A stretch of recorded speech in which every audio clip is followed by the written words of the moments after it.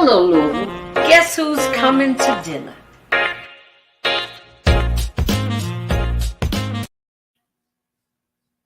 Hello, happy Monday, and welcome to the third season of Guess Who's Coming to Dinner. I am your host, Janice Carter Miller, and thank you for continuing to join us on Guess Who's Coming to Dinner. We're looking at 2023 when we'll actually be able to have dinner. Maybe COVID will be all the way out the door and everybody's got 3 boosters. And along with that, coming up in November, I want everyone to vote. We have got to vote. This is going to be my mantra for the month of October. Vote in November. First Tuesday in November. Vote, vote, vote. They're trying to take our rights. Vote, vote, vote. We can't let them. We can't let them. So I'm inviting you today to grab your dinner, grab your meal, sit down, relax, get comfortable, because I want you to meet a young lady that just knocked my socks off last month when I was able to engage her in a speaking engagement for Mr. Bruce Johnson at his memorial book release at the Ali Center.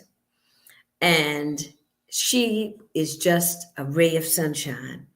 I didn't know her, but I got to meet her, but we really didn't get to have time to have a conversation. So I would like to present to some and introduce to others my guest for the day, Miss Sherlene Shanklin. Hello. Sherlene, how are you? I am doing wonderful, and thank you so much for having me. You are gracious, and you know what I'm talking about. Yes, You ma'am. are a gracious guest for me to have. I am very honored to have you. You've been doing fabulous work, Thank and I don't know a lot about you. So tell me, what is Sherlene Shanklin's story? Yes, ma'am. My story. I grew up in the West End of Louisville. That has been my home for many years. I went on to Western Kentucky University and I majored in communications and broadcasting. Then I got out into the work field and worked for a while. And then I went back and got my double master's in management and human resource development. And I was an executive in the healthcare field. And my father wanted to know, why wasn't I doing what my heart wanted me to do? Yeah, And that was communications and broadcasting. And at that time, it was just so hard for people of color to get into the media, television, news, very hard. And our civil rights activists in Louisville actually were at the 4 TV stations saying, you need more people of color. And right. they said, we need people of color that know what they're doing and they have the education. So they put out this appeal to the community looking for African Americans in that knew how to do it. And because I went to Western Kentucky, that's one of the top communications in this state. So Okay. I was ready to go and do TV right out of college. So Okay. I was hired along with about 7 or 8 others. And some 31 years later, that's now, I'm about the only one that was still in it. But the civil rights activists Where were in this you first hired? I was first hired at Wave 3, and Okay. I was there for 12 years. They taught me everything from behind the scenes. I knew how to direct, associate direct, run camera, floor direct. I was actually nominated for multiple Emmys for floor directing at that time, and Jackie Hayes was my anchor, and John Belsky. So those things helped me. But then once I started getting good at it, then I got recruited away, just like you do in the NBA and NFL. Right. The people over at Channel 11, WHAS, said, we want her on our team. She's a go getter. And I think the reason why they noticed me was when I was at Wave, war broke out, and President Bush announced that we were going to war right after 9/11. And I was a part of the 9/11 coverage and everything. I was working in TV at that time, and I was there for 12 years. But when President Bush came out and said that we were going to war, I was the producer over at Wave by myself with an anchor, and we ran to the set and I ran to the booth, and we extended and talked about statistics, because we knew that that's what he was going to say, but we could not say it. We had to let him say it. Right. So when they count us down and they said, at that time, NBC, they said, NBC station, stand by for the president. And I was talking in my anchor's ear and I said, here we go in 4, 3, 2, 1. And then we cut right to national news and President Bush did it. And the person over at WHAS wanted to know, who was that person that just pulled that off? And it was me. And they started recruiting me away. And it's a funny story that Rachel Platt was another one of my advocates, and I never knew it until years later. But on the backside of Churchill Downs, we used to have to compete against who had the best guest. Well, I knew all the jockeys and everything, and I knew the trainers just from pictures. And I would walk up on them and say, hey, I'm with the official station for the Derby. Would you like to come and talk to me? Well, Rachel Platt's guests were like, this young lady said I had to go with her first. And Rachel Platt went to our office at WHAS and said, I want that young lady on my team. And lo and behold, when I applied and everything, I actually got it thanks to Rachel Platt, knowing that I was really trying to make a difference in the community. And I started on the backside of Churchill Downs. Did you notice that Rachel was at the memorial? I did. And believe it or not, between you and I and your guest, guess what she did the very next day? She texted me and wanted to know how I did. And she said she was proud of me. So that lets me know that we've been friends now for about 15 years and we still stay in touch. And that really, really made my day when she said, go get them, kid. And that's pretty much she's been a motivator behind the scene along with Doug Prophet for many years for me. That's wonderful. That's wonderful. Yes, ma'am. And so tell me, what I'd like to do now is cut away. We're talking about the speech that you gave at the book memorial for Bruce Johnson, another Louisvillian that maybe didn't get his just due at home. Right. So let me pull up. Let me give you a sneak peek at what made me fall in love with Miss Sherlene Shanklin, because the sister girl was on point. So this is your part of your speech at the memorial service for Mr. Bruce Johnson. Hold on. I truly believe Louisvillians have that trait. A champion for the right to see himself and other African Americans on TV and behind the scenes in key positions. An overachiever, a fact finder, a person with solid news judgment, detail-oriented, curious, insightful, integrity, knowledgeable, forward-thinking, storyteller, and dreamer. All describe Mr. Johnson. He started his career as a journalist. There were a few Black journalists in the industry. Today, thousands work on every level as a professional in broadcast news. He helped set the standard. When someone says, are there any renowned African Americans from Kentucky who helped pave the way? Remind them of Alice Dunnigan of Russellville, the first Black journalist to accompany a president. That president was Harry S. Truman in 1948 on the campaign tour. She received the first White House credential as a Black woman. A Kentuckian did that. Remind them of Monica Kaufman Pearson of the Smoketown neighborhood. She was the first Black woman to anchor an evening newscast in Georgia. Initially, she got the reporter position over Oprah Winfrey. A Kentuckian did that. And if you haven't already, remind them of a man by the name of Chester Bruce Johnson from the Chickasaw neighborhood who overcame many hardships and obstacles, never keeping him down, but motivated him to never give up in the field that likely told him he would not last. Some 45 years later, he was receiving the Hall of Fame for the Society of Professional Journalists. He survived the deep water and left a playbook in the form of books to tell his story to future journalists. showing that it can be done. A Kentucky did that. With hard work, determination, knowledge, finding a niche like politics and urban affairs, and having some self-confidence, you too can leave an impact on society and help fill the holes of our history like Mr. Johnson tried to do each and every day of his life. And we are forever grateful. Again, thank you for this opportunity.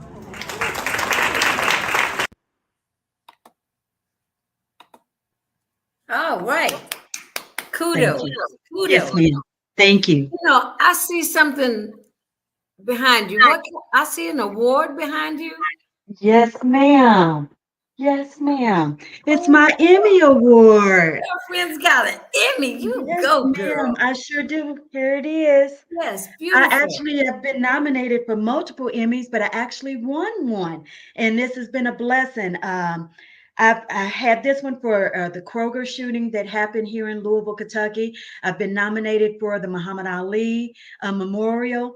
Those family members were so gracious to me, and they said it was some of the best coverage they had seen.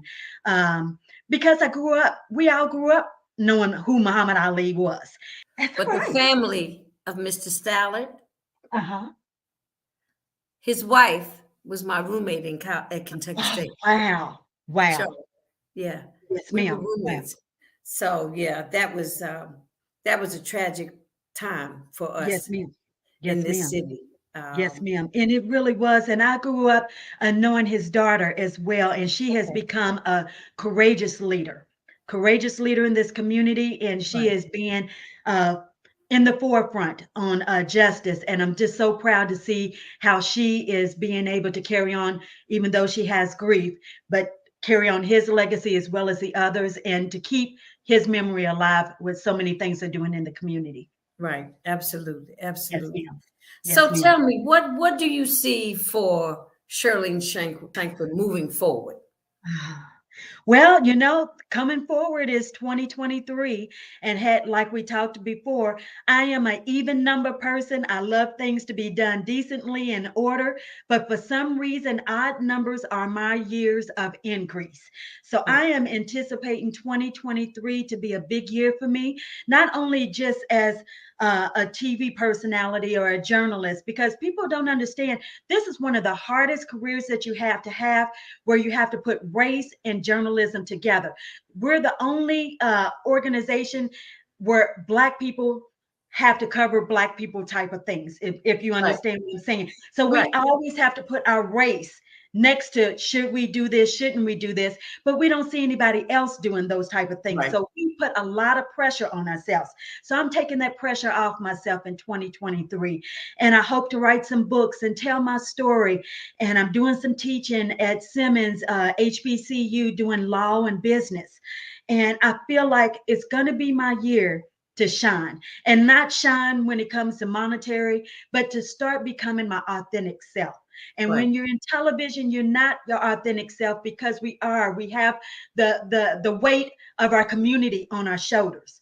And people have to understand that when you're a Black journalist, it is very important to be in the business, but it is very hard to be in this business, because not only what you do for yourself, is what you do for your community. You got to remember also, if I mess up, then somebody behind me won't get the opportunity.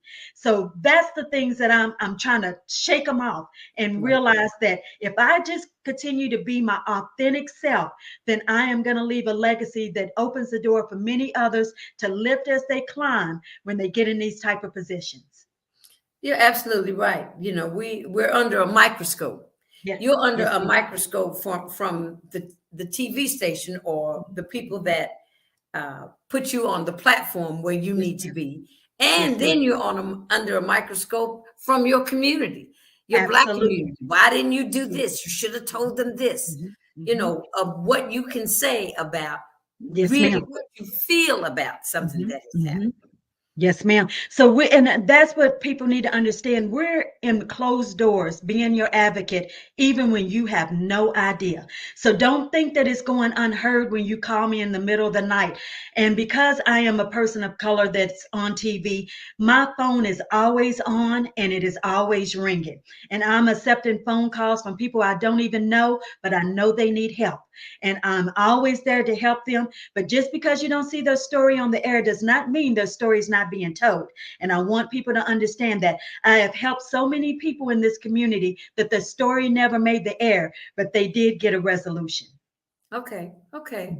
Because sometimes when we do the heavy lifting behind the scenes Yes, and ma'am. we get the results we're looking for, it doesn't get noticed That's in right. the public. The overall public may not know That's how right. Yes, certain ma'am. things got resolved because Mhm. they were done behind the scenes. Yes, right. Yes, ma'am. Miss And Sherlene, that so happens. let me say this to you. Mhm. The other thing I wanted to ask you about, you said you teach at Simmons? Yes, ma'am. I sure do business law. Been doing it now for about 2 semesters, and I've been teaching for many years, just off and on whenever I have an opportunity. But to teach at a HBCU is something special. I mean to tell you. So tell me about the building, Miss Ida B. Wells. Yes, ma'am. Now, Ida B. Wells, a lot of people don't know that she got her start in Kentucky, actually in Louisville. She was one of the first writers for the American Baptist. The American Yes. Baptist is headquartered in Louisville, Kentucky. And that is how she got her start. Being a journalist, won the opportunity many years ago, never getting the chance, but the president of Simmons College, who also happened to be a part of the American Baptist, told Ida B. to move to Louisville and become a correspondent. And it's exactly where she got her start. So that's the reason why they named that building after her a couple of weeks ago. And it's because Ida B. was one of the first journalists for the American Baptist, and the American Baptist headquartered in Louisville, Kentucky. Isn't that something? Yes, ma'am, it is. Louisville has rich history. It has. We It have has. rich educational history. We have Absolutely. educators. So I think you've covered a lot of stories on different historical people from Louisville, Yes, which is a ma'am, I have. wonderful thing. I have, and I started something thanks to the station, and thanks not because of the social unrest, but it brought so much awareness to our community that there were people of color that was doing dynamic things in this city for many, many years. So when we started something called Moments That Matter, Black History, 28 days, 28 stories. I executed 28 stories about people in Kentucky, especially of Louisville, people like Whitney Young Jr., that people have no idea that he was a part of the Big Six. The Big Six, I'm Right. talking about with Dr. Martin Luther King and Martin Luther others when King, right. the March on Washington. A Louisville man was Right. standing right there. And really, he's actually from Finchville, Kentucky. And those are the stories that you need to know. Emma Lucille Allen. She's starting to get her due right now, but she was one of the first Black Miss chemists for Elma. Brown and Forman. And you see her in the grocery store and you go, oh, that's the lady that does the fantastic art. Well, see that generation gap we're talking about, Right. that people had no idea what she initially did. She Right. is a hidden figure that people need to know about. And those are the people that I've been looking for over the past 2 years to tell their stories so that others know behind them that even though they're not learning it in school, they're learning it in churches, they're seeing it on different type of things. So I'm trying to create a platform that we do not lose our history. You said the two words that sounds like it could be a subtitle for your 28 days in your upcoming Black History, that these are hidden figures in our community. Isn't that Absolutely. something? Well, Absolutely. Miss Sherlene, let me tell you something. Yes, ma'am. You have been one of those lights that goes off in my life. When I learned something about the journalists that you were talking about that had their start in Louisville, and I got to meet you more Yes, so ma'am. today than any other day. And we Mhm. are going to break bread together, my sister, Absolutely. Yes, as ma'am. I soon would love as to. feasibly possible. Because I know, Yes, see, ma'am. you the hardest working girl in television that I know of right now. Thank you so much. I appreciate that. I really do. I want to tell you if you ever want to come back and tell more of your story, or tell a story about the story that you've written when your book comes out, Yes, please ma'am. just give me a call, because I'm here for you. I And if I can appreciate your help you in support. any way, please just let me know. Yes, ma'am. Thank you so much for the opportunity. You just don't know how much this means. Well, it means a lot to me. I feel like we kind of connected. We're kind of on the same wavelength. We've got different platforms, Mhm. but we want to do the same thing in service to our community, because Absolutely. our Yes, ma'am. community needs information. Mhm. They need knowledge about the past, so Mhm. that we can navigate the present and look forward to the future. Miss Absolutely. Sherlene Shanklin, thank you so much for being a Yes, dinner ma'am. guest. Go have dinner, darling. It's dinner Yes, time. ma'am. I will. So much. I Bon enjoyed myself. appetit. All right, darling. Take care of yourself. All right. You do the same. Bye-bye. All right. That was Miss Sherlene Shanklin. Wasn't she delightful? And wow, look at the history that she has behind her, the experience. And she's almost a hidden gem, you know. But hopefully, I brought a little light to that hidden gem so that she could shine. She shines all the time over at WHAS. But now we have to pay more attention to Miss Sherlene Shanklin. Okay? All right. Well, I want to thank you for joining me for the premiere of season 3 of Guess Who's Coming to Dinner. So at this time, I must say it's dinner time. I'll see you next week. This show will play once again on Friday, 7 p.m., Facebook, YouTube, Roku, under the name of Jantastic Productions. That's what you type in, Jantastic Productions. Hit the subscribe button. Let me know you're watching. Hit the like button on Facebook. And bon appetit. I'll see you next week. Thank you.